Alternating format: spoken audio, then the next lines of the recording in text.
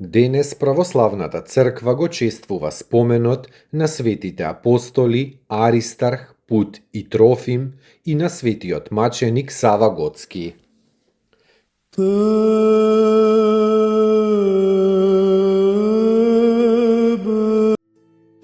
Светите апостоли Аристарх, Пут и Трофим. Од бројот на 70 апостоли во времето на гонењето од Нерон, кога беше убиен светиот апостол Павле, беа убиени и овие тројца славни апостоли. Аристарх беше епископ во Апамија Сириска. Апостолот Павле го споменува неколку пати. Во Ефес беше фатен од толпата заедно со Гај. Тој народ тогаш се беше кренал против светиот апостол Павле. Павле им пишува на колосјаните: ве поздравува Аристарх, кој што е со мене во робство. Во посланието до Филимон, Павле го нарекува Аристарх свој помошник, заедно со Марко, Димас и Лука. Пут беше угледен римски граѓанин. Апостолот Павле го спомнува еднаш: домот на Пут најпрво беше засолниште за врховните апостоли, а потоа се претвори во црква наречена пастирска. Трофим беше од Азија и го придружуваше светиот апостол Павле на патувањата. На едно место Павле пишува: Трофим го оставив во Милет болен.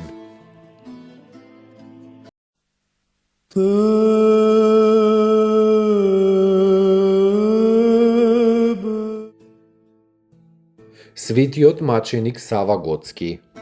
Во готските краишта имаше сурово гонење на христијаните. Еден готски кнез дојде во селото каде што живееше благочестивиот Сава и ги запраша селаните имали во нивното село христијани. Тие му се колнеа дека нема ниту еден. Тогаш Сава застана пред кнезот и рече: никој нека не се колне за мене, зашто јас сум христијанин. Кога го виде беден и сиромав, кнезот го пушти во мир велејки: од тебе нема ни полза ни штета. Другата година на Воскресение дојде еден свештеник Сансал во тоа село и ја отпразнува светлата Пасха заедно со Сава. Слушнаа за тоа незнабожците, па ненадејно го нападнаа домот на Сава и почнаа немилосрдно со стапови да ги бијат Божите угодници. Сава пак го соблекоа гол и го влечеа по трњето, а потоа двајцата ги врзаа за дрво и им нудеа месо од идолските жртви. Но сеќавајки се на апостолските зборови, Божите луѓе одбија да јадат од скверните ѓаволски жртви. Најпосле кнезот го осуди Сава на смрт и им го предаде на војниците. Исполнет со радост, Сава тргна на губилиштето, фалејќи го Бога. Кога видоа дека е добар човек, војниците патем посакаа да го пуштат, но тој многу се нажали и им зборуваше дека тие се должни да ја исполнат заповедта на својот кнез. Тогаш војниците го одведоа до една река, му врзаа камен на вратот и го фрлија во водата. Неговото тело беше исфрлено на брегот.